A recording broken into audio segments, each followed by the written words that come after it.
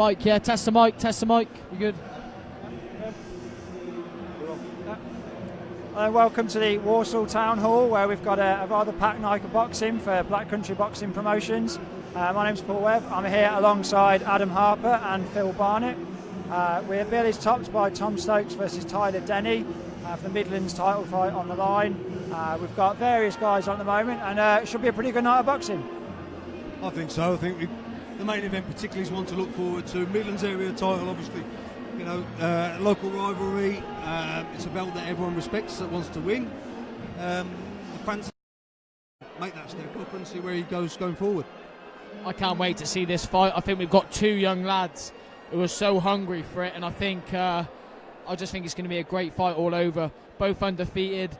You've got Tyler, who's everyone's written off in the build-up to this. The bookies have got him as a massive underdog.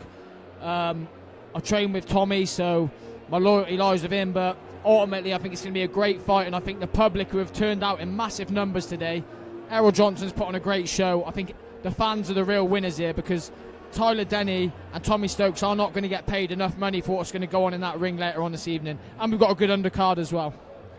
Yeah, speaking of the undercard, the first fight we got on the night is local boxer Lauren Johnson.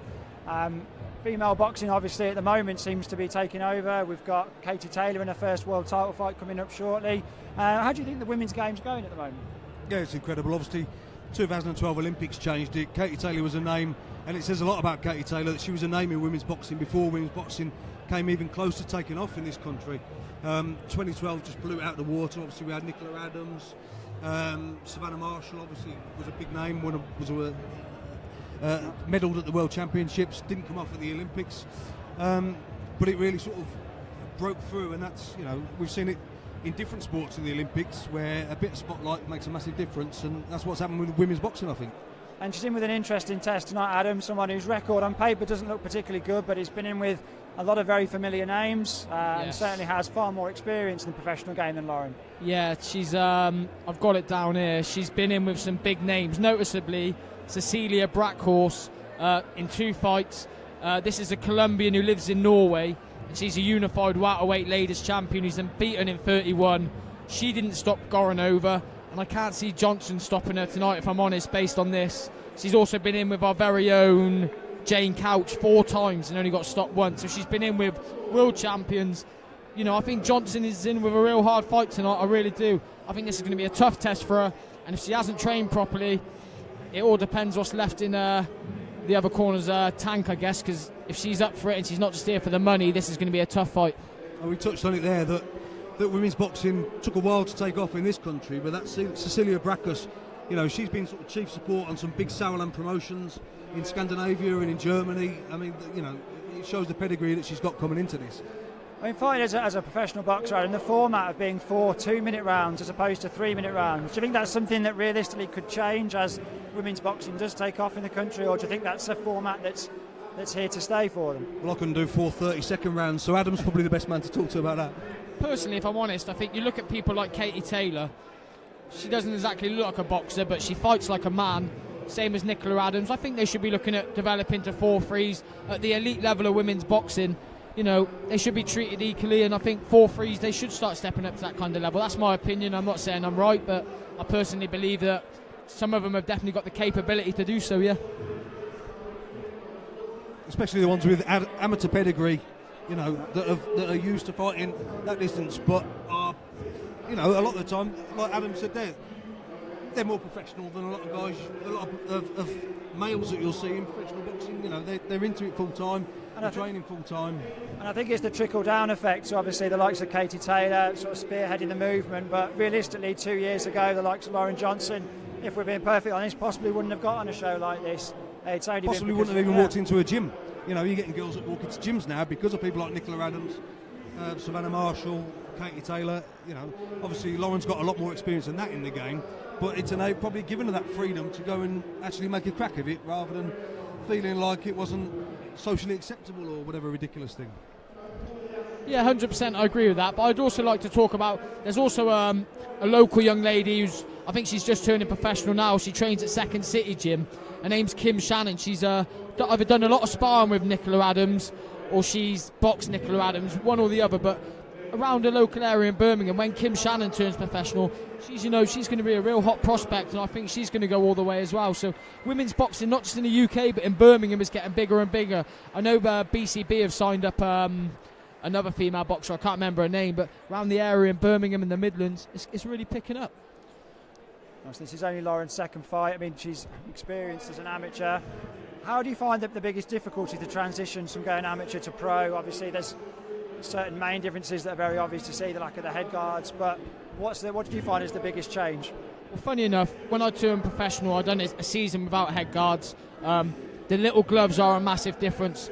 I know there's only a 2-ounce difference to the amateur and pro gloves, but you can really feel every shot off the little gloves, even off the tough journeyman. If they catch you in the right spot, you can really feel it. But mainly it's the training hard, the way you live. You've got to diet a lot harder, train a lot harder. Especially recently, I'm now trained by a guy called Malcolm Malvin, who's boxed with he's boxed junior witter, British title twice, Irish champion, Midlands champions, and he trains me very hard. It's a lot different to the amateurs. I train 6 days a week. You have to train religiously and live it, really. If you don't live it, you will get found out.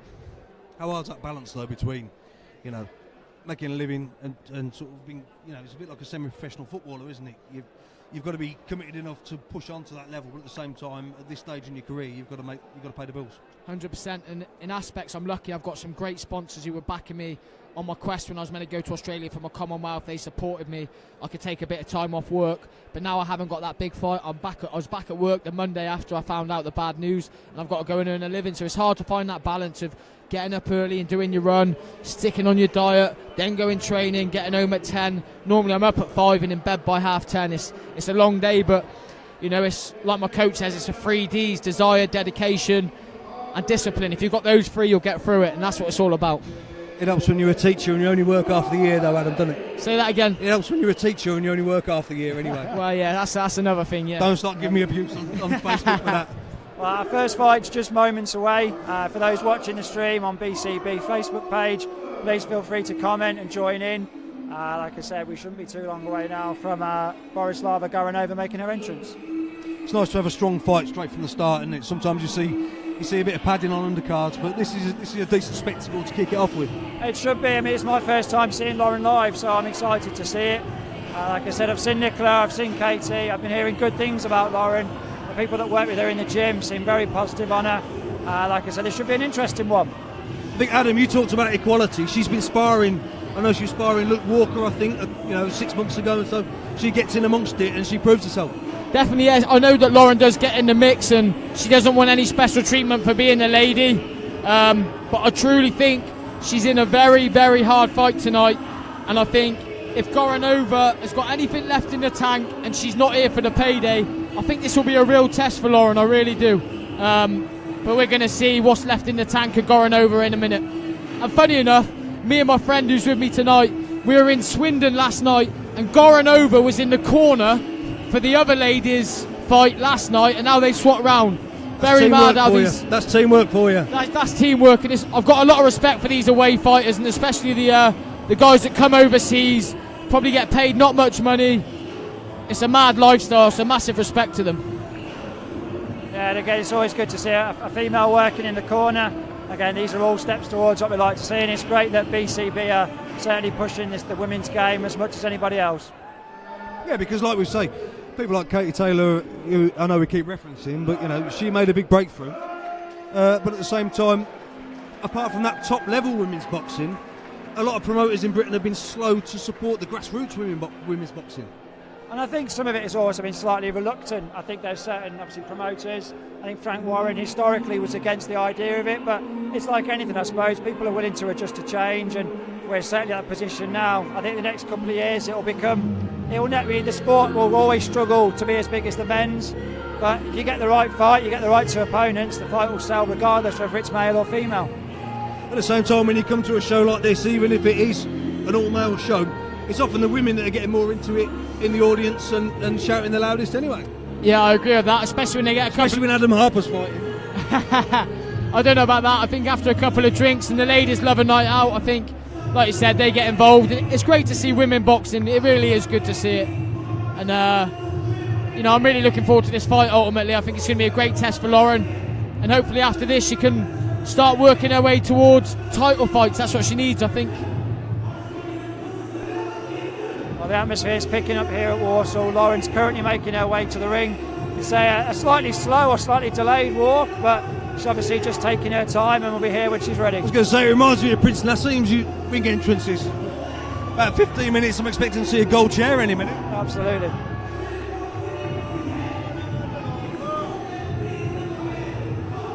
Just want a big shout out to Des Newton, who's watching, part of the BCB stable Can't down believe in someone's Plymouth. put Adam in charge of Facebook Live comments, by the way. Please, guys, can everyone share this back home? Share the link, like the page BCB, and please share it. Have you mentioned Villa yet? What's this? Aston Villa. Yeah. Great win for the Villa today. There we go. I know there's a few Blues fans who are at home today, probably licking their wounds, not coming out after a bad result at home. We've got 2 happy commentators and 1 Phil Barnett tonight, whose team had Sorry, a lads, slight I can't hear a 6-1. word. Can't hear a word you're saying at the moment. It's all dropped off. I think we should stick to talking about the boxing. Why did I bring up football today? If we can, everyone back home, if everyone can please give their opinions on what they think is going to happen in the Stokes Tyler Denny fight, we'd love to know your opinions. Get it in on Twitter, tweet BCB Boxing, or put it on here. We'd love to know your opinions.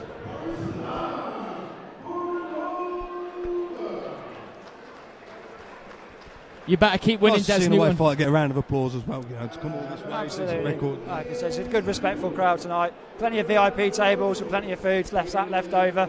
Should be a respectful bunch, I'm sure. Yeah, we'll be sweeping up those sausage rolls later when we finish this.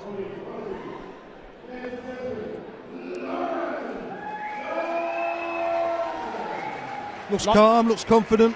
Like I've said, guys, Lauren Johnson coming off the back of 1 win, a knockout win, but she's in with someone very experienced.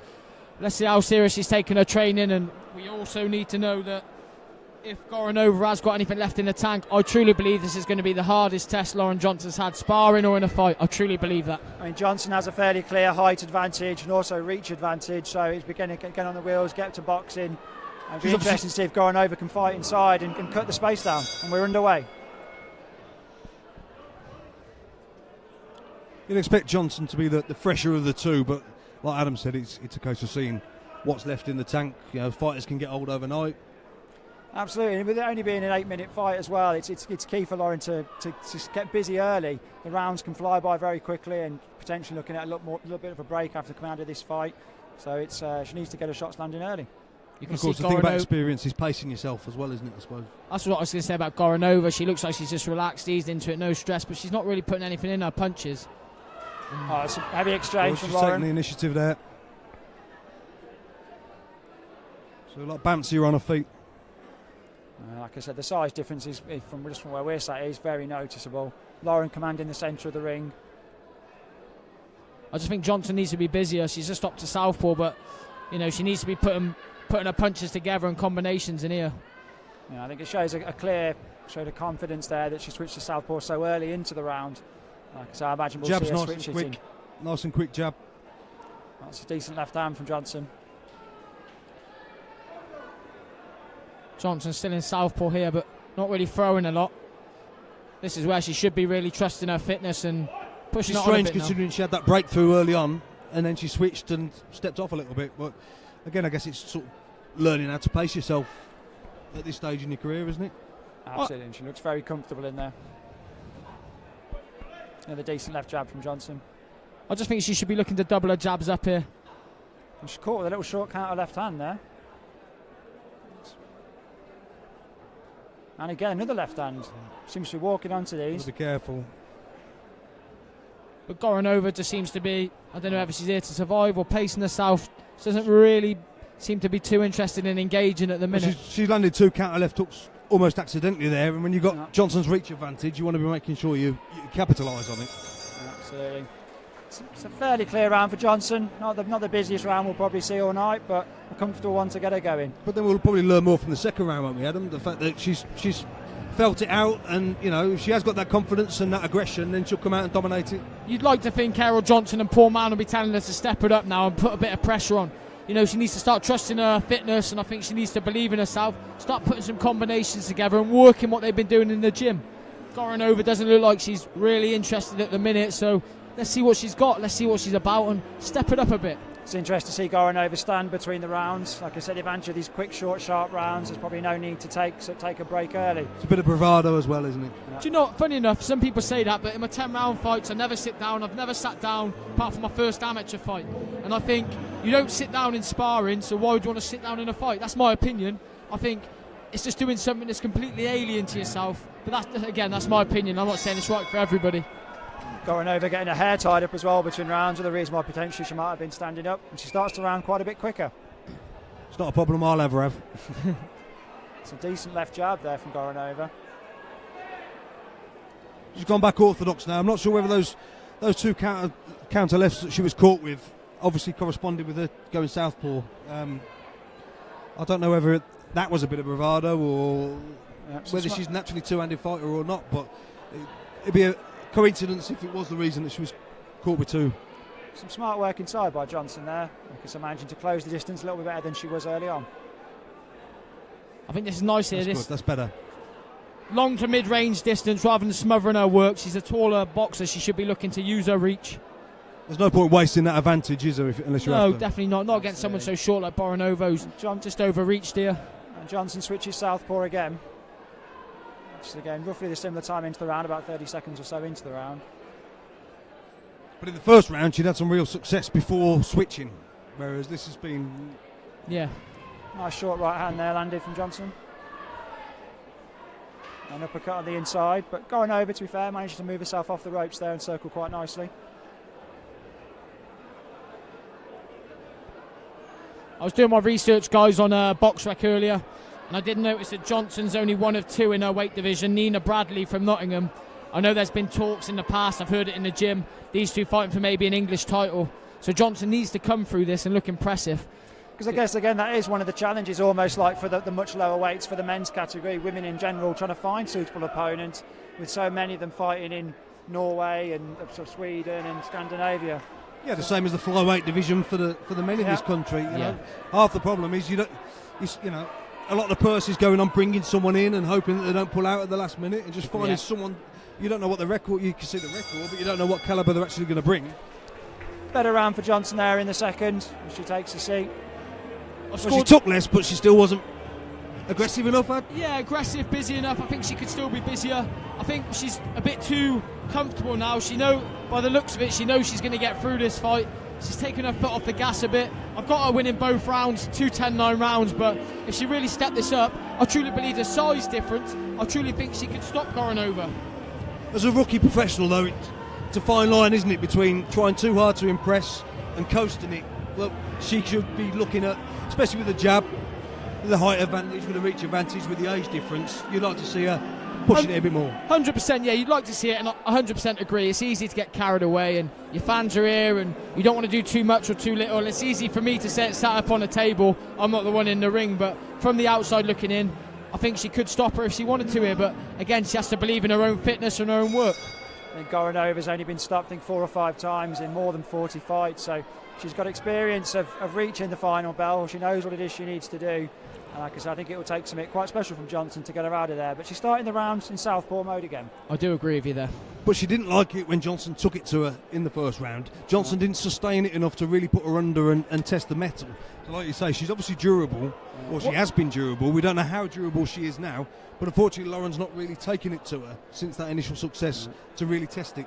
It's an exchange early in the round there. Both ladies managed to land decent shots.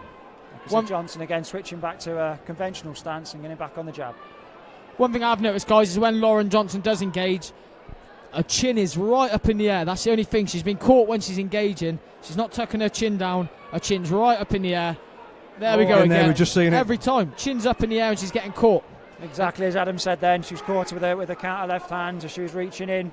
She is carrying that right hand particularly low, which if you're going to be fighting on the inside, you can't really be doing that. And especially against Nina Bradley, who's also unbeaten for an English title. Those kind of fights that bring out the best in everybody. If you have your chin up in the air like that, all it takes is one shot and you're going for a kip, I'm afraid. That's better. Decent left hand flying in there from Johnson. It's moving slightly better in this round. Yeah, good Again, footwork there. Pitter-patter punches coming towards her. There's minimal in terms of power. Another decent right hand. Round 3 or 4, guys. I've got Johnson ahead massively, winning this round again. But not really doing a lot in this. She's doing enough, but I still feel she could do more. Really step it on the gas and. Almost feels like she's come to survive and Johnson's letting her. Yeah, I'd go on that. I'd agree with you. I think she's letting her off the hook almost, you know. She's grabbing a breather here. Yeah, referee pulls them apart after a long clinch between the two. Gustavo Gaviria. The main event is Tommy Stokes against Tyler Denny for the Midlands area title. That's it for everybody watching. Please feel free to comment, share the link. Like I said, let us know what you think of the fights. If you've got any questions you want to fire towards Adam Harper, then do so. What does he support Villa, probably? Best team in the Midlands, it's an easy answer that. But all joking aside, guys, please share the link, like the page, give your opinions about any fights, follow our fighters and follow the BCB page. I mean, look at this show that Errol Johnson's put on tonight.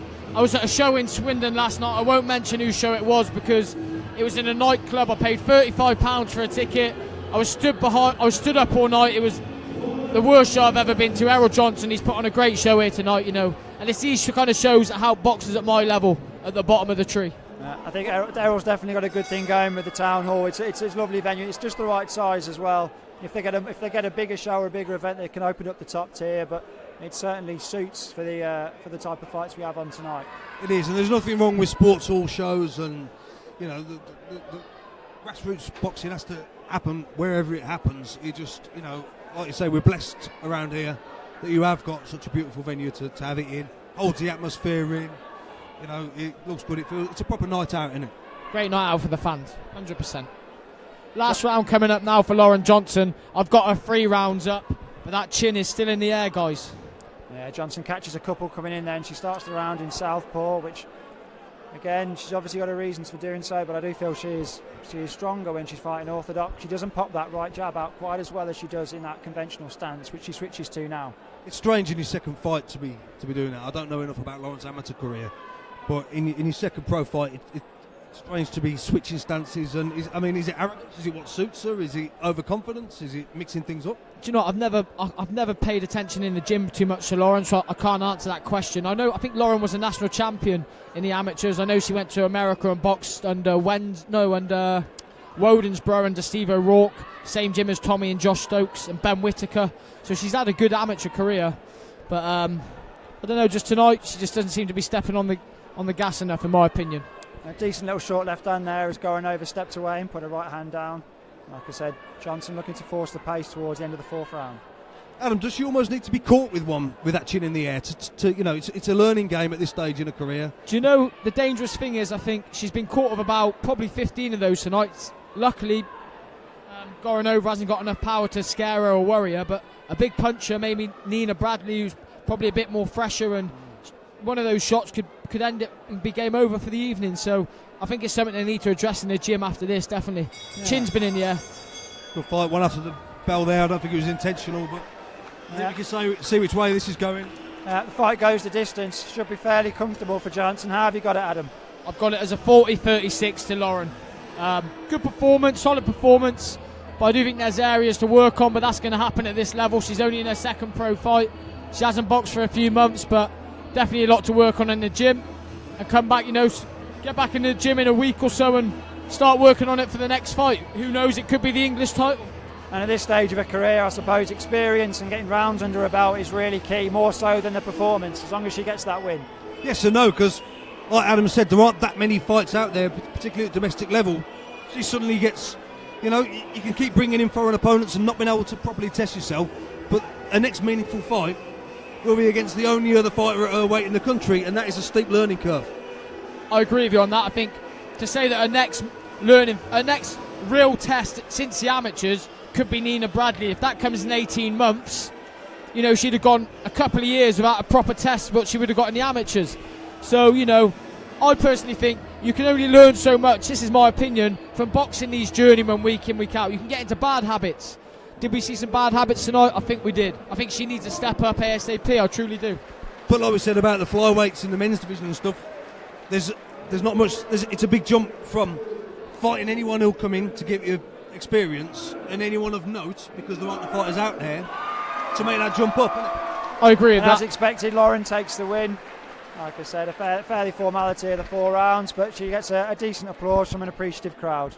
Hopefully she's coming up to speak to us in a minute. It'd be intriguing to ask her about that sort of constant switching of stance and the thinking behind it. You know, I'm sure she's got her reasons for it. But yeah, I'm interested to know what they are. She posted the ring with with trainer Paul Mann.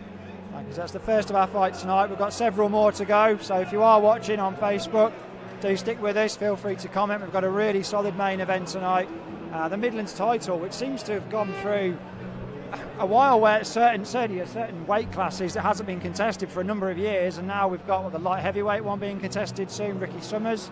How are you guys backing that Summers against Joe Sheriff? Because I'll be honest, I truly think this is a risky fight for the loser. Summers coming off a loss to Buglioni, no shame in that. Sheriff coming off a close loss to Jake Paul, again, no great shame in that. As well. Great fight, that one. Great fighters they've lost to, but if they both get a second loss so close, you've got to question where they both go in their career. And I think that's a real 50-50 fight and a very interesting one. Ludicrously, back in the day I sparred Joe Sheriff quite a lot when I was going to have an ill-fated charity fight against Kell Brook. And he's tall, he's rangy, he could do super middleweight, I think.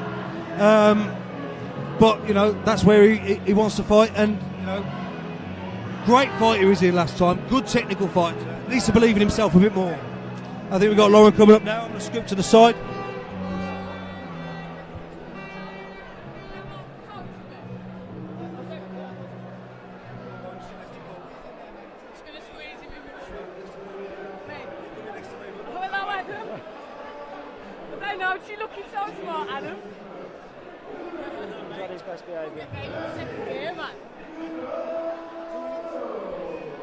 Okay, Laurie, that was a decent 4 rounds for yourself. How do you feel you got on? I couldn't get the gears going. I was just lackluster. I knew that she wasn't going to trouble me or anything in there. But I just wanted to kick into another gear and just pick it up a bit, but she just running. I thought because she's had so many fights, she would just stood there and put on a good show. Well, one thing we noticed was you were switching quite frequently from conventional to southpaw stance. Yeah. Is that something that you train to do, or is that something you're more comfortable in one stance or the other? So we were, obviously with my first fight I'm a southpaw, aren't I? Yeah. And obviously I hurt my hand in that first fight, that's why I had to pull out my second. So we was working on in the gym, I didn't want to stay at the gym, so we was working on orthodox and stuff like that, yeah.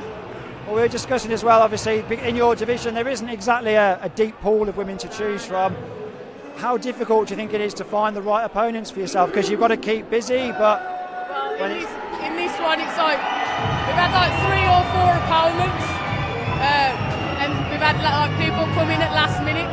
So this is my strength. I've just picked up strength and conditioning, so we just had to work on different things and make sure we can adapt to both opponents. And have you got a message for people who have just watched that on Facebook Live and for your fans that have come to see you tonight? It was okay. It's only going to get better. We've got the strength and conditioning team working with us at Wolverhampton Uni now, so it's going to pick up. And obviously it's been a long camp, because we started to fight in May, then we started to fight in July, and then obviously the dates come now. So obviously we get a date straight away, jump back straight in the gym with the uni, and we get going. That's great. Thank you, Lauren. Great fight tonight.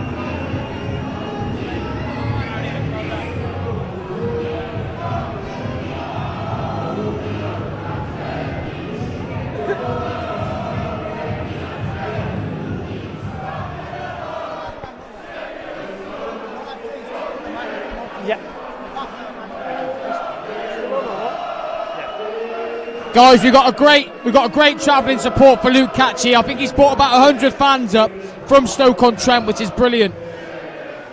Always good value, the Stoke fans. Oh, absolute nutters by the look of it. I think that's fantastic. It's my second time seeing Luke. He's certainly got the size and the physique for the job. It'll be interesting to see how he gets on tonight.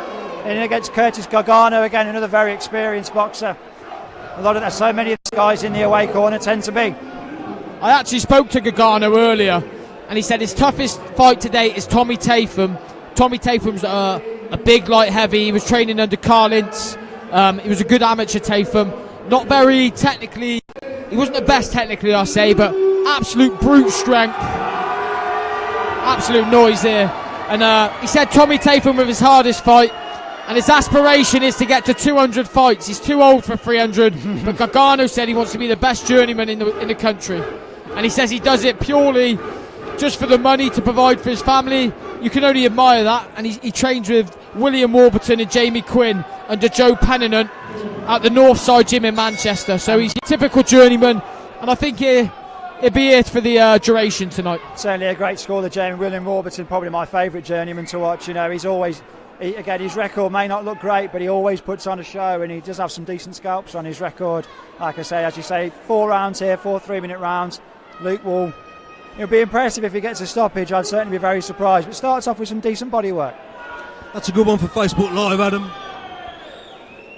All the boxing fans out there, who's your favourite journeyman? Mine would be Jody Meikle. Do you remember him? Yes, I remember Jody Meikle. Scunthorpe, the one-man riot. Yeah. He used to sit on the top of the rope. The bloke's an absolute nutter. I follow him on Facebook. The referees didn't really like him that much because he took it a bit too far sometimes. But he was a madman. In an adult fight, it was comedy gold. I think he, when he wanted to, he could turn up. But for me personally, I put a poll out on Twitter saying who's the most dangerous journeyman, and for me it's Warburton. But there's a new one on the block called Jordan Granham.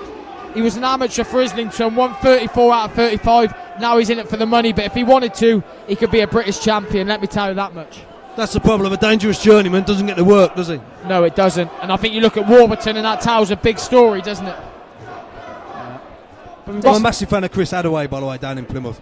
But he's one that, you know, like a lot of them, could go a lot further. But yeah, so many seem to start, they do the first 2 or 3 fights, and then they obviously get to that limit where either the infrequency of fights or the difficulty of selling tickets means they have to switch gears slightly. Or just taking fights where they happen and going in there in the away corner. Yeah. Decent start by Luke here, mixing up the jab and the right hook well. Like I said, the shot's bouncing off Gargano. He's keeping that tight guard, Adam. Yeah, I think Gargano was here just to survive. You look at Caci, his body beautiful. You look at him, he's got muscles coming out of everywhere. I don't think he's the biggest puncher at his weight, but he's a strong, fit kid. He's 3-0. He's been in with your typical Mitch Mitchells. Andy Nailon, I think, maybe he's been in with. So he's been in with your typical journeyman. Again, I think after this, he needs to look at boxing in his hometown of Stoke, selling a load more tickets, and maybe get an 8-round challenge bout under his belt, and then look to push on for, you know, maybe the loser of Summers against Joe Sheriff, because the winner will move on to British level, and maybe then Luke can pick up the scraps of what's left. You know, you never know him. You don't want it, even as the home fighter, you don't want it to be completely one way, because like we touched on with Lauren Johnson's fight, you want to be learning as well, don't you? Yeah, I think certainly here this guy will be certainly fitness-wise in it for the 12 rounds. He might catch a nice little uppercut there on the way back, Caci. It's a decent little shot. Touching on that, I agree. You don't want it all one way in a fight. I think you pick up bad habits, you can get complacent, and most of all, you won't get motivated if you know that you're going to have a one-way traffic. You need someone who's going to come and pull it on you and test you, so you can work on the things you do in the gym. Gargano throws a fairly lazy-looking right hook there that missed by about half a metre. It's both men exchange after the bell. I'm not saying it was wide, but it nearly hit us. I've scored that 10-9, guys. 10-9 to Luke Caci. Adam said there about, you know, catching him body beautiful and that sort of thing, but boxing's not an exact science, is it? You know, you look at Gargano, you'd think he'd struggle to do 1 round, but these guys are as fit as they come. I think Gargano's just your typical tough journeyman. He's in a journeyman gym, and that's meant with no disrespect, but he's around Warburton, and you know, he's just there to survive, move on and get to next week, and he is tough as old boots, isn't he? You look at him and he ain't going to get stopped by many people. No, absolutely, the round's going thick and fast here. Like I said, Luke's brought a decent support with him. They're all crowding around the back of the hall for using that familiar Iceland chant, which has been slightly modified to fit Luke's name. I think it'd be good for Caci to come out in this one and really step it up a bit, because Gargano isn't throwing a lot back. When he does, he's looking to throw big shots, but really test it and see what's going on now. Really step the pressure up. Luke starts with a nice triple jab to start the second round. I think Luke Caci boxed for Orm ABC. He's got his old amateur coach as his pro coach. He had a very good amateur record, I think around 70 bouts. I remember him from the amateur days. He was a solid light heavyweight in the amateurs. Boxed some good kids, and you know, he's been around the block, and now he's making his name in the pro game. Caci won there. The first left hook he landed looked pretty low from our angle, and the second was definitely low. It was a little short warning from the referee. Yeah, nice shots, just a little bit low. And to be fair, I think Gargano's waistband does look quite high, but again, another one on the waistband from Caci.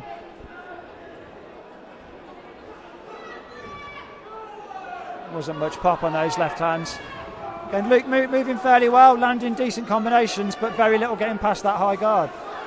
I said about Gargano's fitness, but he actually looks like he's flagging a little bit now. I think Cac has gone to the body well. He's going to have worn him out a bit, and I think that's what he's trying to work on. Doubling up the jab with that right hook to the body from Caci. Good eye-catching shots. Like I said, this one's over 4 3-minute rounds. I definitely think Caci needs to look at moving on to maybe a bigger step up next time, get in his hometown of Stoke, sell a few more tickets and get a 6 or 8 rounder, definitely, and be looking to push on to area titles. He had a good amateur career. He doesn't need to do much learning on the job. You can only learn so much from these kind of fights. I think he really needs to push on for an area title. He looks the part, doesn't he? In terms of his physique, in terms of his, you can see that there's amateur pedigree there. Yeah, 100%. In his style, in his efficiency. Nice straight right hand landed there from Caci. He's manoeuvring Gargano quite comfortably around the ring, and another little short left hook.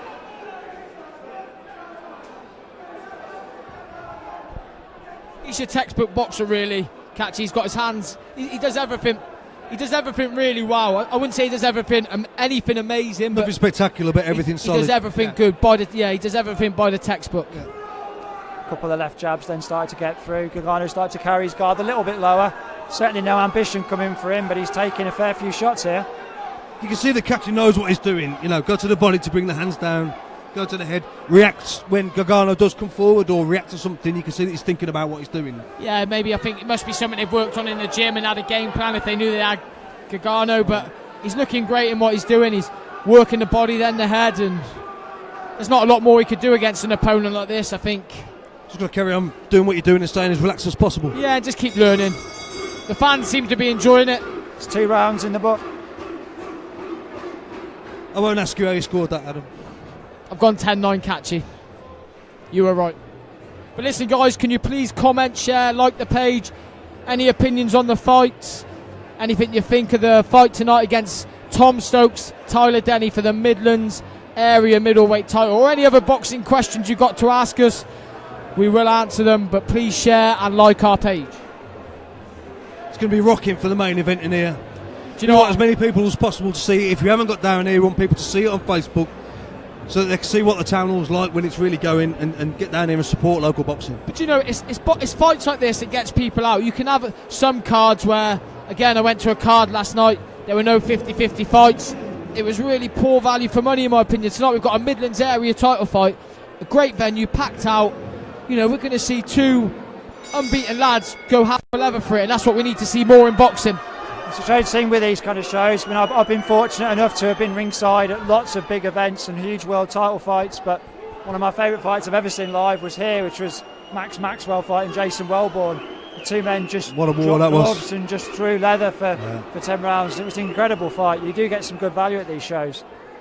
Caci again warned for low. That one looks on the belt line for me. Like I said, Gargano shorts are quite high. I was a little bit surprised that the referee didn't go over during the break and ask him to lower the waistband a little bit, because he's built like a barrel anyway, and when you've got the waistband halfway up, it's not giving Caci a lot to aim for. It's definitely taken some of the target away. That, yeah, I agree. That's 2. Gargano, you can tell it hurt him. You can tell that stung a little bit with the reaction from Gargano. Showboating there. Now he's coming back. This is your typical journeyman. He loves to prat around. I've seen some of his pictures on Facebook. He's a bit of a much milder version of Jody Meikle, but he does like to have a laugh and a joke. So Adam, you've been in with some journeymen, and obviously you know people that are going to be there to survive. Mentally, how do you cope with it when you seem to be throwing everything you've got and they just stand there and laugh at you or smile as he is doing right now? I've never had anyone like Gargano taught me like that, but it's kind of part of the parcel. You're going to get people who walk forward. These Eastern Europeans, all these tough guys like the Gargano, they've got heads like breeze blocks. and some of them just aren't going to go, you know. So I just get used to it. I train hard anyway, so I can do the rounds. But sometimes you just got to get on with it, just get the rounds done and move on. And you can try too hard sometimes, can't you? I think so. Yeah, I've done it before. You try blasting them out, and I'm not a massive puncher anyway. Like I said, I don't think Caci is at the weight. He's a good puncher, not a massive puncher. So it's just about relaxing, let your hands go, and don't get caught with anything silly. Caci doubling up the jab again there quite nicely. Another couple of little short left hooks to the body. I think Gargano's feeling those body shots a little bit now. I think the showboating and just his general demeanour, he looks like he's certainly he wasn't that quick to start with, but he slowed down even more. He has slowed down. He's starting to slow down now, and he has started to throw back a bit this round. But I think it's because he's been hurt a bit more. He's wanted to throw back a bit. Chance of chop the wood come up from the Caci faithful at the back of the arena. I think he's going to do struggle to get that out there tonight. We've got another lazy right hand throw from Gargano, misses. I just think Caci needs to carry on doing what he's doing here and working behind. See, he's left his chin up in the air there. Don't get complacent. Just stick to what your boxing does best and just behind your jab, work the body, do nothing silly. He's winning this fight easy. He doesn't want to get caught with anything big. Caci started to move around the ring as the third round comes to a close. Guys, I've just had Kyle Grazier ask us all who we're picking for tonight. My honest opinion is a Tom Stokes close points win. A little birdie's told me before that Tom Stokes is the hardest puncher in Errol Johnson's gym. They haven't been in with Lennox Clark if they're saying that. It was Lennox that told me. No, I'm joking. I would go Stokes late stoppage. I have to admit, I'll be picking against the two of you. What I've seen of Denny, I've quite liked. I think there's a potential chance he could nick it on points. It's always interesting to see how these fights are scored. I do expect it to go the distance, but we shall see. I think it's going to be a really close fight. I do think too many people have written off Tyler Denny. He has had a couple of draws. I'll talk about that later on the fight. But me personally, I think Tommy will win on points. But I do not think it's going to be the whitewash Errol Johnson's gym saying, and that's the gym I'm from. Tommy's my man. I want him to win, but I do think Tyler's going to bring something to the table. I don't think it's going to be a whitewash. I think it's going to be close. I think it's going to be a brilliant fight. I think ultimately Thomas Power is going to make the difference. That's the main event, guys. Make sure you stay tuned in for this. Yeah, we've still got several of the fights to go before our main event. Head to the final round here as Luke Caci comfortably ahead, mixing shots to the head and body well. You should see this out, Adam.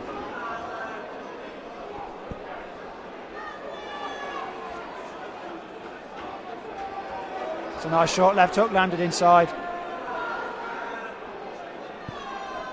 Craig Watkins has 4 more fights left after this, and that's including Danny Ball against Matt Hall, James Beech Jr, Russ Midgley, Kyle Williams, and then the main event. It's a nice uppercut landed inside from Caci, who traps his man on the ropes. But Gargano looks comfortable in there, despite the punishment. He hands in the air. I said earlier, he does everything right, doesn't he? He does everything right, including not forcing it too much. I mean, we'd like to see him